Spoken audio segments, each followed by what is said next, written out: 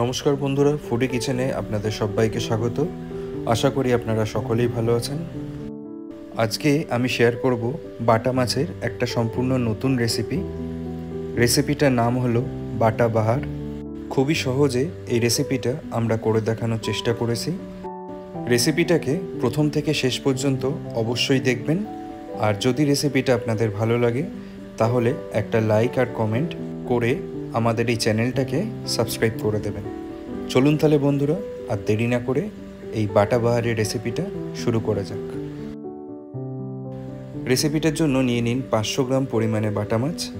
বাটা মাছের আঁশ ছাড়িয়ে ভালো করে জল দিয়ে ধুয়ে নিয়ে পেটটা এইভাবে আড়ে আড়ে চিড়ে দেবেন।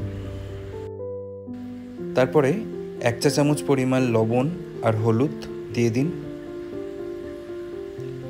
সাথে দিয়ে দিন 1 টেবিল স্পুন পরিমাণ সর্ষের তেল।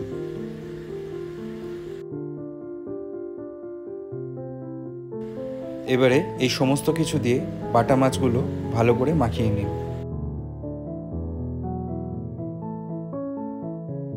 নুন হলুদ তেল মাখিয়ে বাটা মাছগুলো 15 মিনিট রেখে দিন।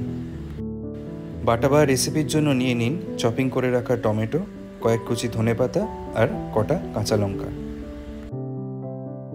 একটা মিক্সার গ্রাইন্ডারে 7 থেকে 8টা কাজু বাদাম, 1 টেবিল স্পুন পরিমাণ সাদা সর্ষে আর 1 টেবিল স্পুন পরিমাণ পোস্তদানা 15 মিনিটের জন্য উষ্ণ গরম জলে ভিজিয়ে রাখুন, আর তারপরে এটার একটা পেস্ট বানিয়ে ফেলুন।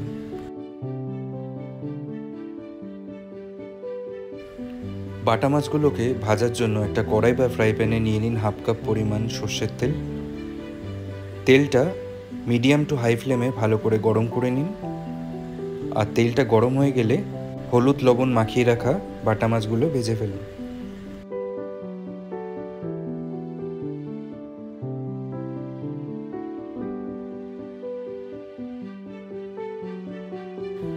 মিডিয়াম টু হাই ফ্লেমে মাছগুলো ভাজতে হবে। কিছুক্ষণ বাদে একটা সাইড ভাজা হয়ে গেলে আস্তে আস্তে উল্টে অপর সাইডটাও ভেজে ফেলুন। আর মাছগুলোর রং দেখে বুঝতেই পারছেন, মাছগুলো খুব কড়া করে ভাজার দরকার নেই। হালকা লাল লাল করে ভাজা হয়ে গেলেই মাছগুলো একটা প্লেটে তুলে রাখবেন, আর এই প্রসেস ফলো করে সমস্ত মাছগুলোই ভেজে ফেলুন।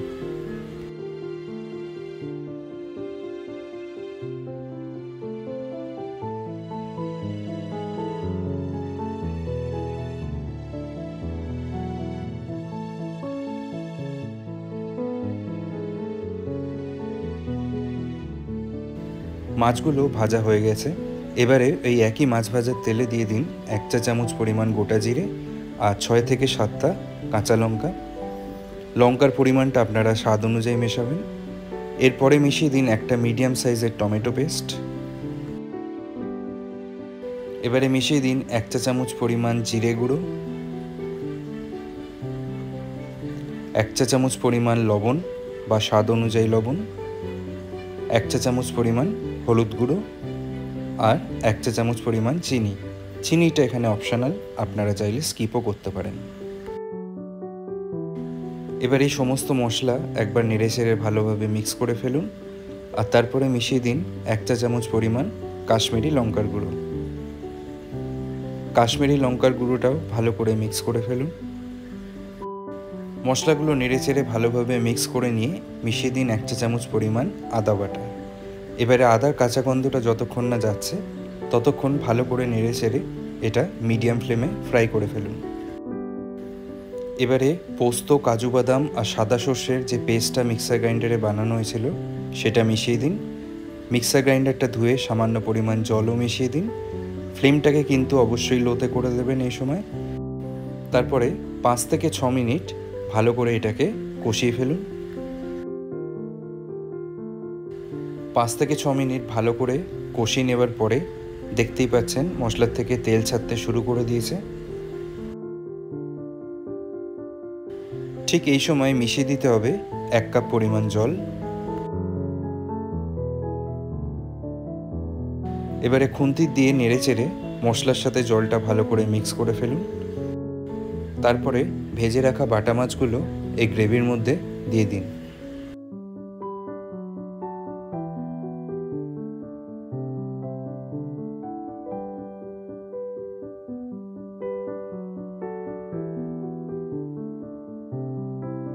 এবারে খুন্তি দিয়ে ভালো করে মাছগুলো উল্টে পাল্টে গ্রেভির মধ্যে ডুবিয়ে দিন।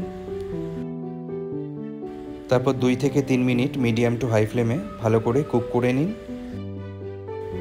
2 থেকে 3 মিনিট বাদে কুচিয়ে রাখা ধনেপাতা ছড়িয়ে দিন।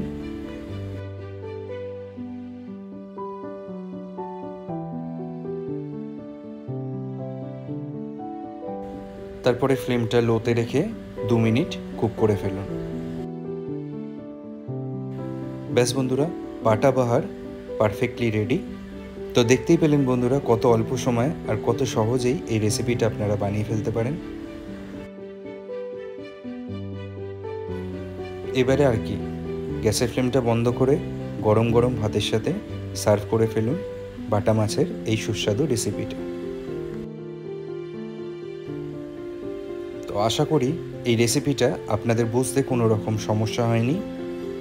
তো ভিডিওটা যদি আপনাদের ভালো লেগে থাকে, প্রথমেই যেমনটা বলেছি, একটা লাইক আর কমেন্ট করে চ্যানেলটাকে সাবস্ক্রাইব করতে ভুলবেন না। তো বন্ধুরা, আজকে এ পর্যন্তই। আবার আপনাদের সাথে দেখা হবে পরবর্তী ভিডিওতে নতুন আর একটা রেসিপির সাথে। ভালো থাকবেন, সুস্থ থাকবেন।